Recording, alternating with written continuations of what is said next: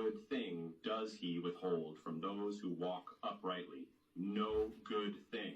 That means someone else's blessing is not your curse. Their answered prayer doesn't cancel yours. So here's the challenge. When jealousy creeps in, speak truth out loud. Thank God for what he's done in someone else's life and remind yourself his plans for you are just as certain. The spirit of jealousy destroys, but the spirit of God restores. And when you root yourself in his love, comparison loses its grip because you finally know he hasn't forgotten you. Spirit of haughtiness. Proverbs 16:18 is one of the most quoted verses in the Bible. Pride goes before destruction and a haughty spirit before a fall. Most people hear that as advice, but it's more than that. It's exposing a spirit. The spirit of haughtiness. This is the same spirit that poisoned Lucifer. Isaiah 14:13-14 records his words. I will ascend into heaven. I will exalt my throne above the stars of God. I will be like the Most High. What stood out from this verse is he kept saying, I will. That's the heartbeat of haughtiness, self-exaltation, self-glory, self-made religion, and it always ends the same way, a fall. Now, this spirit is subtle. It doesn't always strut around shouting, look at me. Sometimes it whispers, I don't need help. I don't need God. I've got this. It convinces the successful they're untouchable. It convinces the broken they're too far gone for grace. Either way, it blinds you to your need for him. And don't think it only shows up in palaces or boardrooms. It can sit quietly in a church pew. It loves religious pride, the kind that sings hymns while secretly looking down on others. Jesus confronted it in the Pharisees. In Luke 18, he tells of the Pharisee who prayed, God, I thank you, I'm not like other men. That's haughtiness in its purest form, a prayer poisoned by pride. But here's the terrifying part. The spirit of haughtiness builds people up only to destroy them. It whispers, you're unstoppable, right before pulling the rug out. Just ask Nebuchadnezzar. He strutted on his balcony bragging about his kingdom until God drove him into the wilderness to live like a beast. Daniel 4:30-33. Pride made him mad before it made him humble. So let me press in. Have you been running on self-reliance? Maybe you've built a career, a reputation, even a ministry, but deep down, you know you've been leaning on your strength more than God's. Or maybe pride looks different in your life. Bitterness that says, I'll never forgive, or stubbornness that says, I'll never admit I was wrong. That's not strength. That's haughtiness chaining you. James 4:6 says, God resists the proud but gives grace to the humble. Think about that. Pride doesn't just offend God. It sets him against you, but the second you humble yourself, grace floods in. The spirit of haughtiness wants your downfall, but humility invites God's hand to lift you up. So the question is, will you let pride push you over the cliff, or will you bow low before the one who can raise you higher than pride ever could? Spirit of discord. Romans 16:17 gives a blunt warning. Mark those who cause divisions and offenses, contrary to the doctrine which you learned, and avoid them. Why? Because division isn't just a personality clash. It's the fingerprint of a spirit, the spirit of discord. This spirit thrives where trust should live. It whispers suspicion between husband and wife, turning small disagreements into cold wars. It slides into friendships with gossip that sounds harmless but rots loyalty. It creeps into churches, planting seeds of offense until entire congregations split. Proverbs 6:19 lists it as one of the 7 things the Lord hates. One who sows discord among brothers. Let that sink in.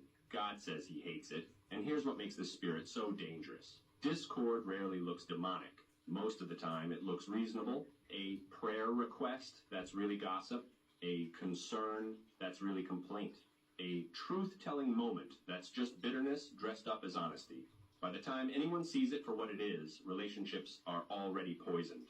Think about the garden. Satan didn't attack Adam and Eve with a sword. He whispered division between them and God, and then between each other. The second sin entered, blame followed. That's discord at its root. Break unity, destroy trust, pit brother against brother, and it still works today. Families torn apart over arguments nobody even remembers. Churches split over things that had nothing to do with the gospel. That's not just human stubbornness. That's a spirit feeding the fire. James 3:16 lays out the pattern. Where envy and selfish ambition exist, there will be disorder and every vile practice. Envy breeds discord. Discord breeds chaos. And once this spirit takes root, every vile practice follows right behind. So let me bring this home. Are your words building bridges or burning them? Have you been repeating gossip holding grudges, stoking division, or maybe you've stayed quiet because confronting it feels uncomfortable.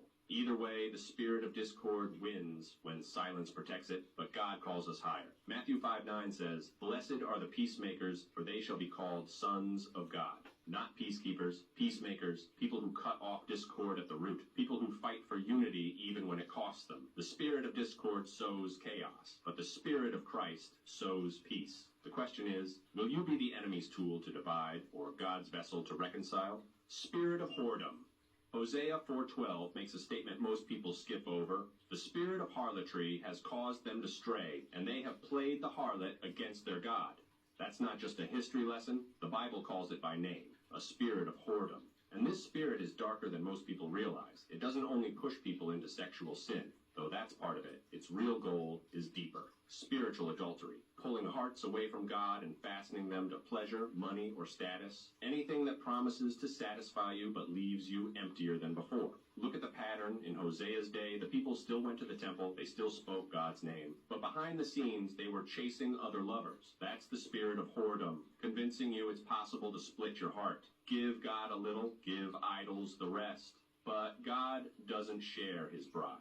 And Revelation 17 gives us the same picture. The great harlot riding the beast, seducing nations with luxury, lust, and power. It's the spirit of whoredom on a global scale. And honestly, if you look around today, it's everywhere. Pornography industries exploding, marriages collapsing, people sacrificing integrity for influence, lust dressed up as liberation, idolatry disguised as ambition. But let's get personal. Maybe you've never bowed to a carved idol. But have you felt your heart drift?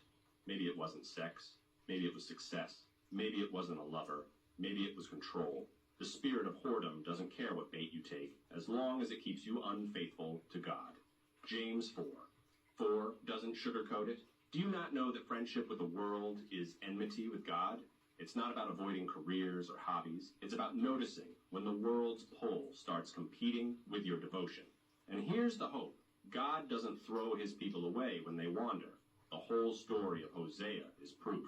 Even after betrayal, God says in Hosea 2:19, "I will betroth you to me forever."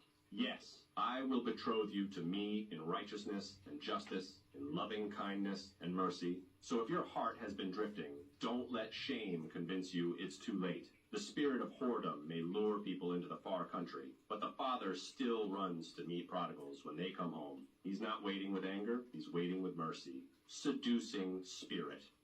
1 Timothy 4:1 doesn't pull punches. The Spirit expressly says that in later times, some will depart from the faith by devoting themselves to deceitful spirits and teachings of demons. That's not just people getting bored with church. That's describing something much darker, the work of a seducing spirit. And here's why it's so dangerous. It doesn't push people away with obvious evil. It lures them in with what looks good, what feels spiritual, what sounds freeing. Seducing spirits don't show up dressed like wolves. They show up dressed like shepherds. Seduction isn't force, it's persuasion. A seducing spirit whispers, "God just wants you happy, so go ahead, bend the rules." Or, "This teacher has a deeper revelation, something beyond what's written. It thrives in counterfeit miracles." Charismatic leaders who glorify themselves, doctrines that promise comfort, but quietly cut away truth, and it's not new. Go back to the garden. The serpent didn't drag Eve to the tree. He seduced her with a question.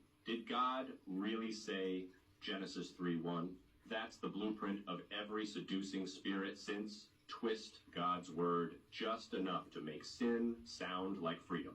Jesus warned us in Matthew 24:24.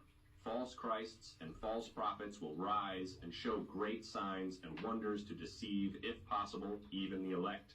They don't show up with horns. They perform wonders. They look impressive. That's what makes them seductive. And maybe you've seen it. Preachers who once stood on truth drifting into new revelations. Churches softening their message until sin doesn't sound sinful anymore. Movements that started passionate for Jesus, but slowly turned into passion for money, fame, or influence. That's not just bad leadership. That's a spirit. So here's my question. Have you tested what you've been taught? 1 John 4:1 says, "Do not believe every spirit, but test the spirits, whether they are of God." That means not every dream, not every prophecy, not every preacher is from him. The seducing spirit is attractive, but it's destructive. But here's the hope. Deception